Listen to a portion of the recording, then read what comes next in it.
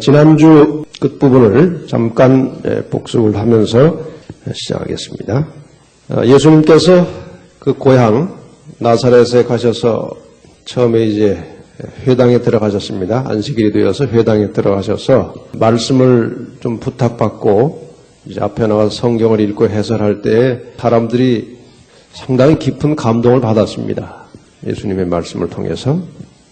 근데 누가복음 4장 22절과 23절을 보면 저희가 다 그를 증거하고 그 입으로 나오는 바 은혜로운 말을 기히 여겨 가로되 이 사람이 요셉의 아들이 아니냐.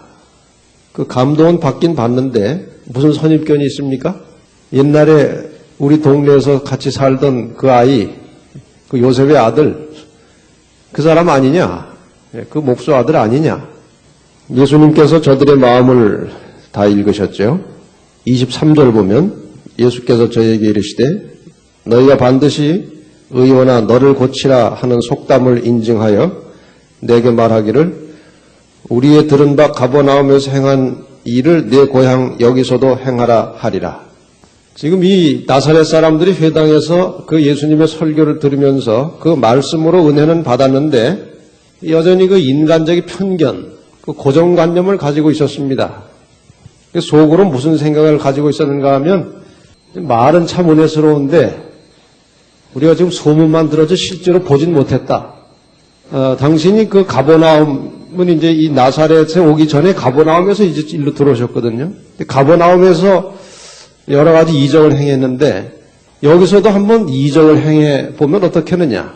그런 이제 마음을 가지고 있는 것을 이 예수님이 뚫어보시고 말씀을 하신 것입니다. 24절 또 가라사대 내가 진실로 너희에게 이르노니 선지자가 고향에서 환영을 받는 자가 없느니라.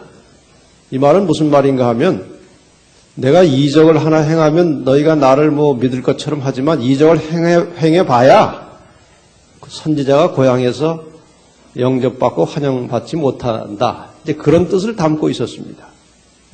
이적을 할 마음이 없으신 겁니다. 지금 여기에서 예수님은 하나님의 영광을 드러내기 위하여 한 영혼을 죄악의 사망의 웅덩이에서 구원하시고 건져내시기 위한 목적을 가지고는 이적을 행하시지만 사람들에게 보여주시기 위해서 무슨 시범을 보이시기 위해서는 절대로 이적을 하지 않으십니다. 그런데 이 말씀을 하시면서 4장 25절부터 보겠습니다.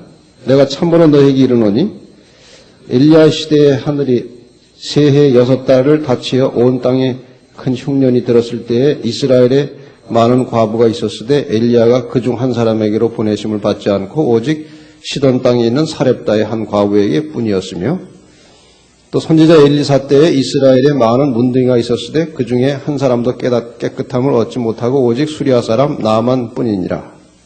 이 말씀을 예수님께서 하실 때에 이 나사렛 사람들은 굉장히 이제 화가 난 것입니다.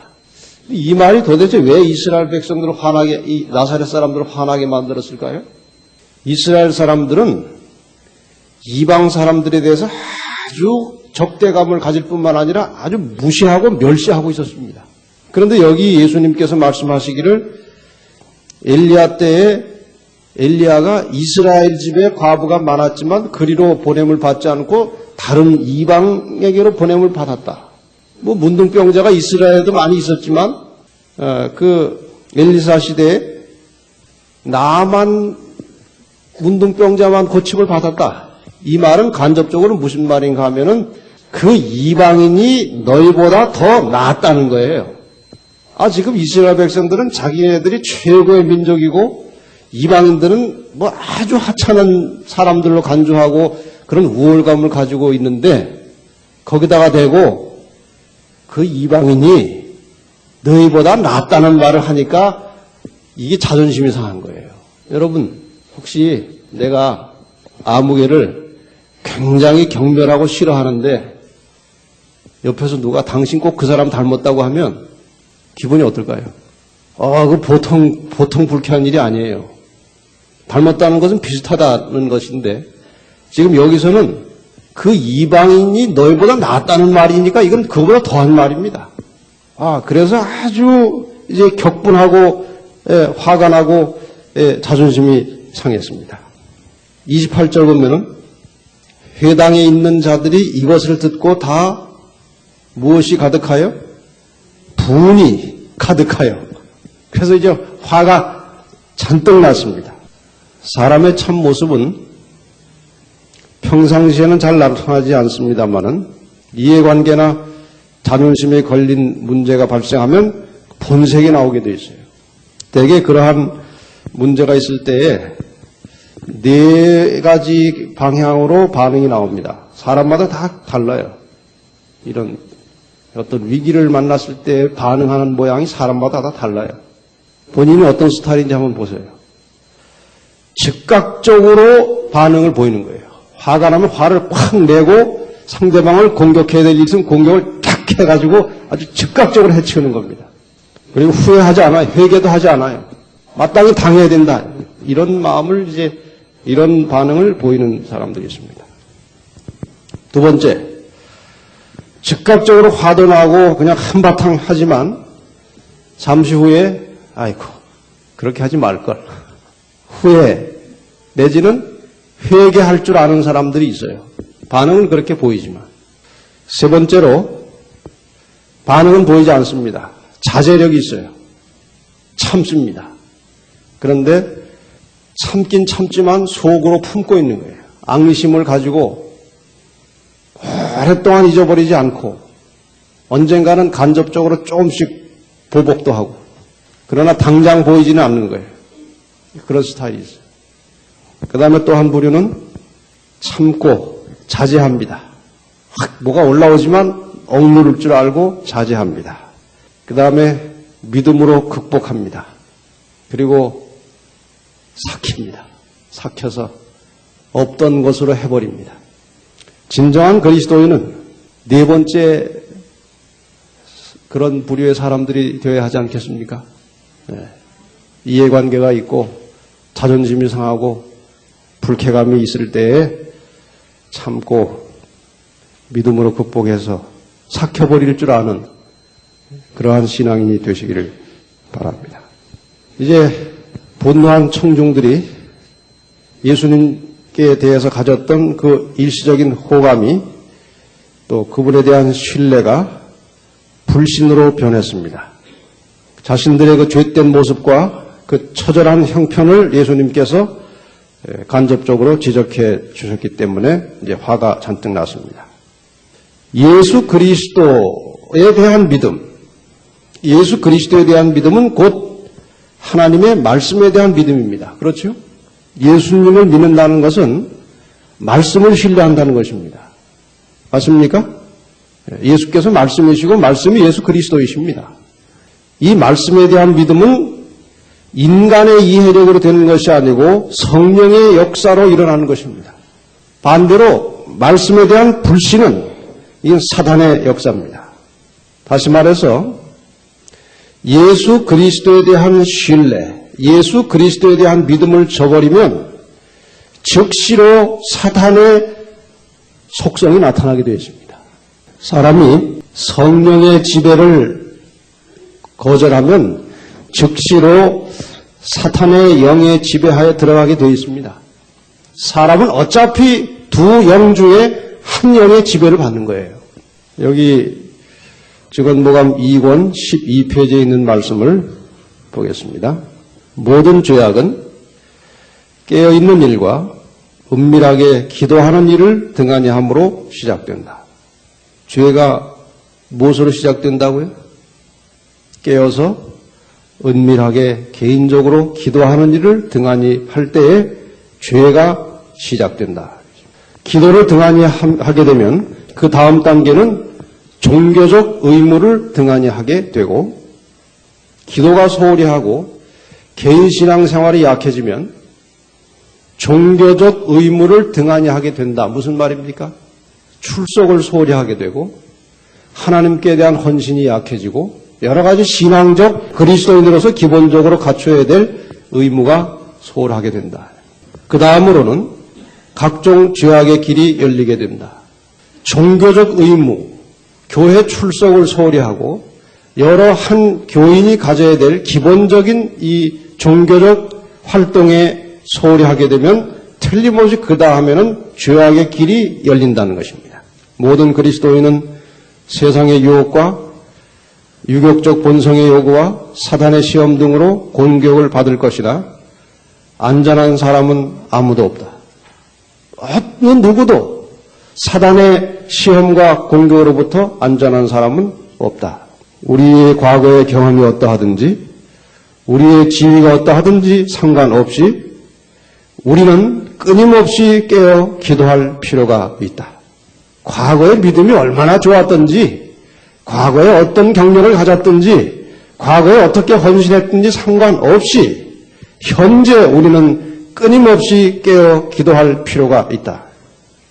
우리는 매일 하나님의 성령으로 지배를 받아야 한다. 그렇지 않으면 성령으로 지배를 받지 못하면 우리는 사단의 지배를 받게 된다. 교회에 나오면서도 사단의 지배를 받을 수 있습니까? 없습니까? 있습니다. 개인적으로 끊임없이 기도하며 영적으로 사는 신앙의 투쟁 없이 그냥 의무감에서 그냥 습관적으로 그렇게 신앙을 하게 되면 자기도 모르는 사이에 그 지배권이 다른 곳으로 넘어가는 것입니다. 우리는 항상 성령의 지배를 받을 수 있도록 늘 기도하며 말씀 안에 사시기를 바랍니다. 드디어 이제 이 나사렛 사람들이 점점 그 악의가 더 깊어지고 심해져서 이제 예수님을 죽이려고 합니다. 참 무서워요. 그 인간의 그 편견과 또 이 자존심이 상했을 때 일어나는 그 분노라는 것이 가히 살인적입니다. 살인적이에요. 한참 우리가 인간 사이에서도 이렇게 다툼이 있고 심각해지고 그 상황이 복잡해지면 지금 나를 공격하고 나를 못 살게 하고 나를 괴롭히는 사람이 어떻게 하면 좋겠어요? 내가는 못 죽여도 없으면 좋겠어요. 없으면. 혹시 아이고 그 사람 이게 안 나왔으면 좋겠다. 좀 더 나가서 아유 그 사람 아주 그냥 없으면 좋겠다. 그런 마음이 든다는 것은 곧 살인입니다. 그렇죠? 그래서 이 죄가 무서운 거예요. 그 예수님이 그들에게 뭐 그렇게 해롭게 하지도 않았어요. 그냥 단지 그들의 죄를 지적했어요. 그리고 이방인보다 더 못하다는 기분이 드는 그런 말씀, 그 몇 마디에 예수를 죽이려고 한 것입니다. 누가복음 4장 이제 부은이 났습니다. 29절 일어나 동네 밖으로 쫓아내어 그 동네가 건설된 낭떠러지까지 끌고 가서 밀쳐 내리치고자 하되 예수께서 저희 가운데로 지나쳐 가시니라. 맞습니다. 예수님을 아마 그 회당에서 끌어낸 것 같아요. 그래가지고 그 공사하다가 어떻게 이렇게 낭떠러지가 생긴 모양인데 동네 건설하다가 그 낭떠러지로 밀어서 떨어뜨려 죽이려고 한 거예요. 참 무서운 일을 한 것입니다. 30절에 예수께서 저희 가운데로 지나서 가시니라. 누가 보호한 겁니까? 주변에 천사들이 예수님을 안전하게 보호하셔서 다른 데로 피하게 했습니다. 이 종교가 진실되지 못하고 종교의 가면을 쓴 사람들이 그 자기의 자존심이 자극되었을 때 나타나는 그 격렬하고 사나운 반응은 바로 그 가진 종교가 참 종교가 아니라고 하는 것을 증명하는 것입니다. 종교의 배경이 다르고 추구하는 신앙이 다르다고 해서 배척하거나 경멸하는 것은 진정한 신앙인의 모습이 아닙니다. 우리 재림교인들은 어떠한 경우에라도 다른 종파나 다른 교파에 속해 있는 사람들에 대하여 멸시하거나 경멸하거나 혹은 어떤 종교적 신앙적 논쟁을 하다가 분노하는 일이 절대 있어서는 안 됩니다. 종종 이 다른 교회 교인들하고 이렇게 무슨 이 신앙적 이렇게 토론을 하다가 보면 나중에는 아주 무서워져요. 제가 한번 인턴 시절인가 목회를 하다가 이렇게 조금 이상한 교회예요. 이상한 교단인데 어떻게 누가 교인이 소개해줘가지고 이게 성경 가지고 이야기를 하다가 나중에 할 말이 막히니까요. 한 두 사람이 막 때리려고 대들더라고요. 나는 별 사람들 다 봤어요. 하다가 할 말이 막히니까 때리려고 그래요, 사람을. 이야, 이게 참, 이 신앙인이 도대체, 그게 벌써 가진 신앙이 가짜라는 증거예요. 중세 종교 한목 시대에 가톨릭이 수많은 기독교인들을 죽였습니다. 남미에서 유럽에서 수천만을 죽였습니다. 수천만을. 그것만 가지고도 그 가진 교리가, 그 구조가 오류라고 하는 것이 증명되는 것입니다. 그렇지 않습니까? 어떠한 경우에라도 어떠한 명분을 가지고도 그리스도인이 다른 사람에 대하여 폭언을 한다든가 폭력을 한다든가 심지어는 살인을 한다는 것은 절대로 그리스도의 정신이 아닙니다. 우리는 모든 사람들에 대하여 끝까지 내 형제 자매라고 하는 생각을 버리지 말아야 할 것입니다. 사랑하는 마음으로 그들에게 진리를 제시하고 올바른 길을 가르쳐서 하나님께로 인도하고자 하는 그런 열렬한 욕망을 가지고 사람을 하나님께로 이끄는 그런 종들이 되시기를 간절히 바랍니다. 그러나 그런 위기 속에서 천사들이 예수님을 보호했습니다. 이런 사례는 여러 차례 있습니다. 롯이 그 소돔 고모라 멸망할 때 소돔 사람들이 롯을 이제 끌어내가지고 집에 들어온 손님 끌어내라. 그래서 어떻게 그렇게 할 수 있냐고 막 실링이 하다가 이 롯을 해치려고 할 때 거기 왔던 사람들이 다 어떻게 됐습니까? 다 장님이 됐어요. 그렇게 해서 이제 위기를 넘긴 적도 있고, 아람 군대가 이제 엘리사를 잡으러, 엘리사가 가만히 앉아가지고 아람 군대 움직이는 걸 다 봐가지고 이스라엘에게 다 보고를 하니까, 그게 소문이 나가지고 이제 엘리사를 잡으러 아람 군대가 왔는데, 포위했다가 다 어떻게 됐습니까? 다 장님이 됐어요. 그래가지고 따라오래 해가지고 왕궁에 갔다가 논 적도 있죠. 천사가 엘리사를 보호한 기적입니다. 여기 시대소망 240페이지를 좀 읽겠습니다. 각 시대의 천사들은 그리스도의 신실한 제자들 곁에 있어 왔다. 악의 때 연합 세력이 이기고자 모든 사람을 대항하여 정렬하고 있으나 그리스도께서는 보이지 아니하는 존재들, 곧 하나님을 사랑하는 모든 사람을 구출하기 위하여 그들 주위에 진치고 있는 하늘 군대를 우리가 바라보기를 원하신다. 이 선악간의 싸움에 있어서 하나님의 백성들 주변에 누가 있다고 그랬습니까? 우리 주위에 하늘 군대가 진치고 있다. 천사들의 개입으로 말미암아 보이거나 혹은 보이지 아니하는 어떤 위험에서 우리가 보호함을 받아왔는지는 영원의 빛 속에서 우리가 하나님의 섭리를 볼 때까지는 결코 알지 못할 것이다. 그때 우리는 하늘의 온 가족이 이곳 지상에 있는 가족에게 관심을 가지고 있었고 하나님의 보좌에서 온 사자들이 날마다 우리의 발걸음에 동행하고 있었다는 것을 알게 될 것이다. 든든하십니까? 우리 곁에 신실한 하나님의 백성들 곁에 하늘의 천사들이 항상 동행하고 있었다는 사실을 나중에 알게 될 것이라고 그랬습니다. 여러분, 항상 내 곁에 하늘로부터 보냄을 받은 천사가 나를 지키고 안내하고 있다고 하는 믿음을 가지시기를 바랍니다. 그리고 든든한 마음으로 하나님을 신뢰하는, 의지하는 그런 믿음을 가지고 사시기를 바랍니다. 종종 이 천사들이 사람들에게 느낌으로 오도록 나타나는 경우도 자주는 없지만 종종 있습니다. 여러 해 전에 대전에 있는 그 도마동 교회가 있어요. 그 교회 한 장로님이 은소전도를 시작하셨습니다. 근데 주변에서 다 말렸어요. 워낙 말이 어눌하시고 그렇게 수단이 없는 분인데 연세도 많으시고 자꾸 문서전도를 하겠다고 하는 걸 사람들이 말렸지만 이분이 워낙 신실하시고 믿음이 있는 분이라 문서전도를 시작했습니다. 그 성실하게 문서전도를 잘 하셨어요. 실적도 꽤 나오고. 근데 어느 날 아침에 일어났는데 어디를 가라는 음성이 들렸어요. 근데 이분이 얼마 전에 거기 다녀온 곳인데 왜 나를 또 그곳에 가라고 하는 소리가 날까 하고 이제 안 가려고 했어요. 그런데 식사를 하고 났는데 또 그 소리가 나는 거예요. 그리로 가라는 거예요.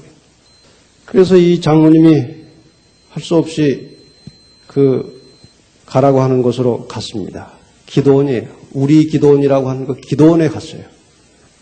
근데 거기 목사님을 찾아갔습니다. 지난번에도 그 목사님을 만나가지고 그 파트 책 한지를 했거든요. 이번에는 이제 대정도 총서를 가지고 갔어요. 근데 갔더니 마침 그 환자들을 향해서 강의를 하고 있었어요, 이 목사님이. 그 뒤에 이제 그 먼저 왔던 장로님이 이렇게 오니까 뒤에 오셨거든요. 그랬더니 이렇게 손짓으로 했는지 말로 했는지 사무실에 가서 잠깐 기다리시라고. 그래서 사무실에 가서 이제 기다리고 있는데 집회를 마치고 그 목사님이 오셨어요. 장로님 오늘 두 분이 오셨죠? 그러더래요. 아니요, 저 혼자 왔는데요. 아니 아까 제가 이렇게 뵐 때 두 분이 계셨는데요. 이 장로님이 상당히 당황이 됐습니다. 근데 이 목사님이 기다리셨다는 듯이 대전투 총서를 구입을 했습니다. 그리고 이제 차를 타려고 하는데 다시 소리가 나기를 그 목사는 나를 봤는데 너는 나를 못 봤느냐? 그러더라는 거예요. 지금도 정말 경건하고 신실하게 사는 하나님의 종들에게 천사가 곁에 있음을 느끼도록 역사하십니다. 그 필리핀의 그 마운틴뷰 칼리지라고 아주 외진 곳에 있는 대학이 하나 있는데 거기는 굉장히 역사가 오래된 교회인데 지금도 선교 활동을 얼마나 활발하게 하는지 모릅니다. 근데 그 대학을 처음 지을 때 건축할 때 큰 땅을 이제 사가지고 그 오지에다가 대학을 짓는데 원주민들이 보통 방해를 하는 게 아닙니다. 그런데 이제 뭐 새로운 일을 시작하면. 근데 왔다 가고 그러더래요. 근데 나중에 대학이 다 지어진 다음에 원주민들하고 대학하고 좀 이렇게 친밀감이 생긴 후에 원주민 중에 한 사람이 말하기를 당신네들 대학 세울 때 우리가 공격해가지고 당신네들 다 죽이려고 오기만 하면 그 입구에 장성 같은 큰 사람이 서가지고 못 들어가게 막아가지고 우리가 못 왔다고 그러더래요. 천사가 계셔요. 우리 주변에 계십니다. 늘 기도하는 마음으로 천사와 동행하는 진실한 신앙인들이 되시기를 바랍니다. 이제 예수님께서 그렇게 해서 나사렛을 떠나서 이제 다른 데로 가셨죠. 이제 다시 가고 싶을까요? 가기 싫을까요? 아주 정 떨어진 곳입니다. 그런데 얼마의 세월이 지난 다음에 예수님께서 나사렛에 다시 한번 가셨습니다. 이게 예수님의 사랑입니다. 거길 또 가셨어요. 예수님의 소문이 점점 더 넓게 많은 사람들에게 퍼지게 되었고 예수님에 대한 신뢰가 아주 높아졌습니다. 그래서 나사렛 다시 방문하셔서 그들을 돌이키고 회개하도록 다시 권고하셨습니다. 말씀을 들을 때 일시적으로 감동을 받았어요. 그런데 이전에 품었던 그 불신이 다시 살아났습니다. 그때 생각이 또 난 거예요. 그것은 그들이 회개하지 않았다는 증거입니다. 우리가 회개하고 혹은 다른 사람을 용서한 후에는 그 모든 것을 잊어버려야 합니다. 이 나사렛 사람들이 옛날 그 생각이 다시 떠올라가지고 다시 예수님을 배척합니다. 이것은 곧 이스라엘이 국가적으로 예수님을 배도한 모양과 똑같은 것입니다. 분명히 예수님을 통해서 성령의 역사가 있었고 성령의 능력이 여러 각도로 증거가 되었습니다. 그럼에도 불구하고 나사렛 사람들은 예수님을 거절했습니다. 그것은 곧 성령을 거부한 것입니다. 성령의 역사를 거절한 것입니다. 개인적으로나 국가적으로 성령의 역사를 거절한다는 것은 종말을 뜻하는 것입니다. 개인이 성령의 역사를 거절하면 그것은 곧 개인의 종말입니다. 국가적으로 세계적으로 성령의 역사를 거부하고 성령이 떠나면 그것은 곧 종말을 의미하는 것입니다. 이와 같이 성령의 역사를 그리스도를 통해서 나타나는 영의 역사를 거절했을 때에 결국 그들은 예수를 십자가에 못 박았고 예루살렘은 멸망하고 이스라엘은 해체되었습니다. 우리 마음속에 죄가 많을수록 성령이 역사할 수 있는 입지가 좁아집니다. 우리의 마음이 정결하면 정결할수록 성령께서는 우리에게 더 풍성하게 역사하십니다. 우리의 양심에 우리의 마음에 이것이 하나님의 뜻이 아니라고 생각되는 우리의 삶의 모습이 있으면 반복하지 말고 과감하게 그 행습을 고쳐서 말씀으로 돌아가시기를 바랍니다. 여기 정로의 계단 영한대역 75페이지에 이런 말씀이 있어요. 많은 사람들은 그들이 그릇된 행동을 하고 있다는 것을 안다. 그러나 그들은 그들의 행동을 고치지 않는다. 이 잘못된 행동이라고 알면서도 고치지 않는다 그랬어요. 왜 그러느냐? 그들은 그들이 원할 때에는 언제든지 변화될 수 있다고 믿는다. 내가 지금 잘못하고 있는 걸 안다. 그러나 내가 언젠가 결심하면 이것을 다 고쳐버릴 수 있다고 그렇게 생각한다는 겁니다. 그들은 거듭거듭 하나님께로부터 돌아서고 있으면서도 무엇인가 잘못되면 하나님께로 신속히 돌아가려고 계획하고 있다. 차츰차츰 하나님으로부터 멀어지면서도 어떤 계기가 되면 즉시로 하나님께로 돌아간다고 생각한다는 것입니다. 그러나 그 일은 쉽게 이루어지지 않는다. 죄는 그들의 욕망과 습관을 바꾸어 놓고 그들의 품성을 꼴짓고 있다. 죄악의 생애를 한 후에 예수님과 같아지기를 원하는 사람은 별로 없다. 그 알면서도 짓는, 알면서도 범하는 잘못된 행동이 자꾸자꾸 쌓이면서 그것이 바로 자기의 습관이 되고 품성화되기 때문에 나중에 언젠가 어떤 자극이 돼서 어떤 계기가 생겨서 하나님께로 돌아가고 싶어도 못 돌아간다는 것입니다. 그래서 그러한 상태가 되기 전에 즉시로 잘못된 습관, 하나님 뜻에 일치하지 않는 삶의 모습은 즉각적으로 고쳐서 하나님 말씀에 맞는 생애를 살라고 권고하십니다. 이스라엘 지도자들이 그렇게 어떤 자존심이 상하거나 자기네들을 이방인보다 못하게 취급하는 그런 문제 이외에도 이스라엘 지도자들이 예수 그리스도를 거절한 이유들이 몇 가지 있습니다. 밑에 내용을 잠깐 보십시다. 예수님께서 계시는 그 예수님의 존재 자체가 이스라엘의 지도자들에게 큰 부담이 되었습니다.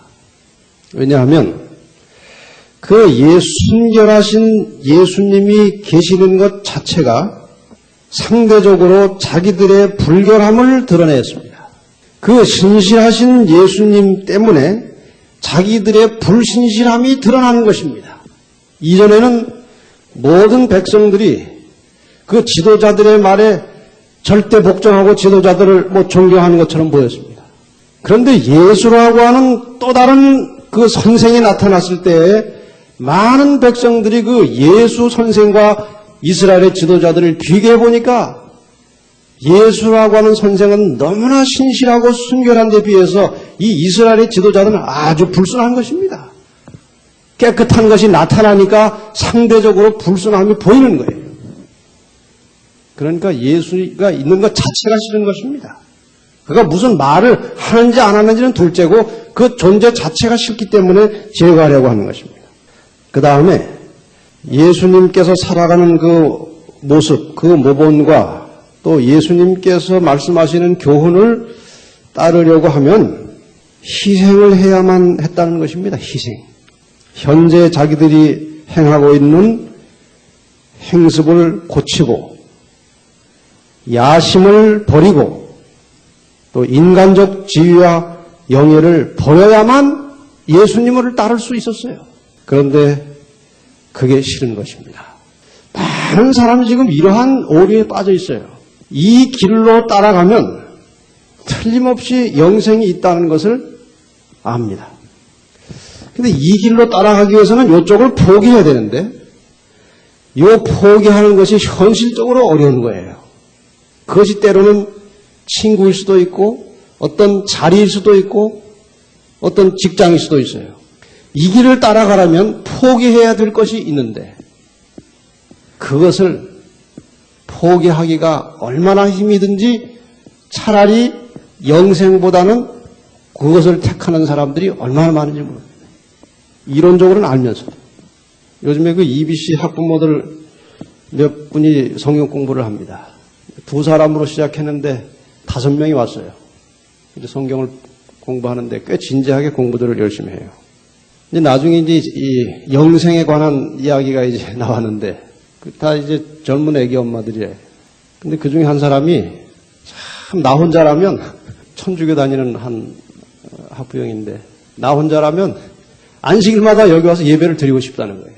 이미 그 사람은 테이프를 다 듣고 이제 몇 번 공부를 이제 우리 권춘희 전사님이 공부를 상당히 여러 날 시켰고 최근에 이제 제가 다시 몇 번 시키는데 이미 그 테이프 들으면서 천주교에는 이제 정이 떨어졌어요. 천주교를 안 나가는 거예요, 지금. 집안에 아주 골수 천주교 집안인데 미움 받아가면서 안 나가는 거예요. 근데 자기 마음 같아서는 그저 안식일마다 여기 와서 예배를 드리고 싶은데 남편이 불통이라는 거예요. 그래서 말 끝에 이제 무슨 말까지 하는가 하면 아이고 그냥 혼자만 다니다가 구원 받은들 뭐 하겠냐고 그냥 죽고 말아야지. 이제 그것은 포기하겠다는 말이 아니에요. 그만큼 가족 관계가 막 이렇게 어렵게 되고 불화가 생기면서까지 신앙하기가 그만큼 어렵다는 겁니다. 영생을 포기할 만큼 어렵다는 거예요. 그거는 그분만의 특수한 사정이 아니고 각기 다른 측면에서 우리도 마찬가지입니다. 우리도 교회는 나오고 있지만 이 정말 진정한 신앙과 영생을 위해서 포기해야 될 어떤 문제가 생기면 주저할 때가 많이 있어요. 그렇지 않습니까? 이스라엘이 그러다가 영원히 망한 것입니다. 여러분 이스라엘 백성들이 예수 그리스도를 거절하고 그리스도를 십자가에 못 박은 후에 이제 예루살렘 70년에 예루살렘 당한 뒤에 이제 여러 나라로 흩어져 가지고 당한 그 수치와 모욕과 고난은 상상을 초월하는 것입니다. 그 유대인 학살 때에 그 무고한 그 아이들, 노인들, 그 유대인들이라는 그 근거만 생기면 그냥 잡아다가 죽이는 그 엄청난 역사 속에서 이스라엘이 얼마나 고통을 했습니까? 그들이 예수님 계실 당시에 과감하게 자아를 포기하고 명예를 버리고 자존심을 꺾고 겸손한 심령으로 그리스도를 영접했으면 온 세계에 빛나는 국가가 되었을 텐데 그거 버리지 못해가지고 그 고생을 한 것입니다. 여러분 잠시 눈에 보이는 어떤 것들을 붙들고 그리스도와 외면하시지 말고 목숨을 걸고라도 진리와 그리스도를 선택하시기를 바랍니다. 또 하나의 이유는 예수는 꼭 자기들한테는 야단만 쳐요. 자기 나름대로는 굉장히 경건하게 꽤 거룩하게 살고 있는데 자기들한테는 맨날 야단만 치고 자기네들이 경멸하는 그 창교와 세리들하고 친하게 지내는 거예요. 그 참을 수 없는 모욕입니다, 그게. 우리는 저 사람들보다는 훨씬 그래도 경건하게 거룩하게 산다고 사는데 아니 우리는 맨날 야단치고 왜 죄인들하고 같이 어울리느냐 이거예요. 결국 그렇게 자신을 모르고 인간적 모양과 인간적 지위와 명예를 고수하다가 이스라엘에 그렇게 비참한 역사를 빚어낸 것입니다. 오늘 우리는 우리의 신앙은 어디에 기초를 두고 있는지 한번 생각해보고 마칩시다. 많은 사람들의 신앙이 이 사회적인 분위기와 구조에 신앙을 두고 있어요.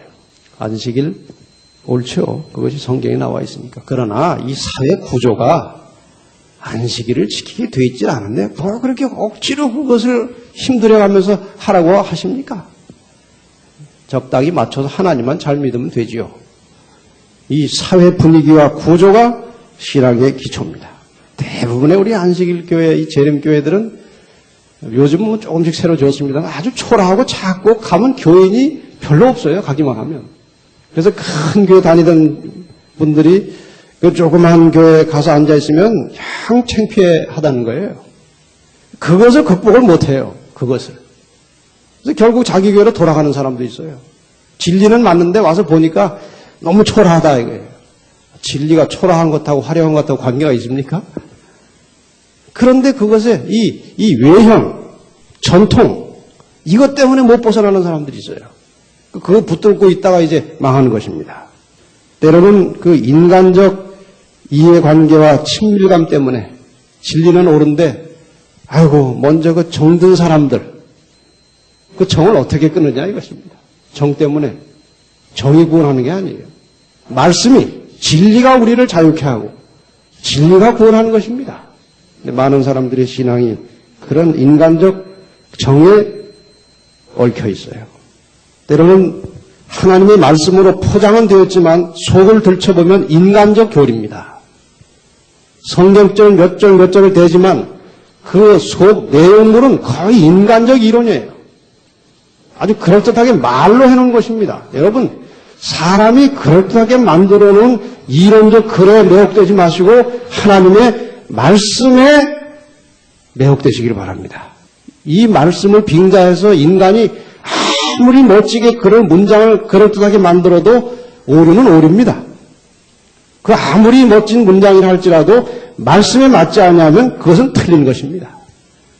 말씀에 기초하시기 바랍니다. 그리고 마지막으로 유명한 지도자들의 권위. 우리 교회 목사님이 그래도 대학을 2개나 나오고 박사학위를 가지고 계신 분인데 그분이 틀릴 리가 있습니까? 또 그 숱하게 많은 사람들이 다 그래도 공부를 하고 역사를 다 아는 사람들인데 그분들이 몰라서 뭐 일요일 날 교회 나가겠습니까? 바리새인들, 랍비들, 제사장들, 박사들이었습니다. 율법학자들, 서기관들, 굉장한 학자들이었습니다. 그러나 눈에 한꺼풀이 씌우면 보이지 않게 돼 있어요. 각 시대마다 진리는 고독한 것입니다. 예수님 때로부터 진리는 고독한 것이에요. 그리고 언제나 올바른 것, 공의는 대중적인 인기가 없는 것입니다. 왜 그런지 아십니까? 사람 자체가 바르지 못하고 사람 자체가 이 죄악적 기질이 있기 때문에 올바른 것, 선, 의, 공의는 이 죄인들에게 별로 대중적으로 인기를 끌 수가 없어요. 그래서 바른 소리 하는 사람은 사람들이 다 싫어합니다. 그냥 대충대충 그렇게 어울려서 이렇게 타협하면서 살아가야 욕 안 먹고 살죠. 그러나 그것이 우리를 구원하는 것이 아닙니다. 진리를 알지니 진리가 너희를 자유케 하리라. 비록 우리가 소수고 고독하고 인기는 없을지라도 끝까지 하나님 말씀에 충실한 영적인 삶을 사시기를 간절히 바랍니다.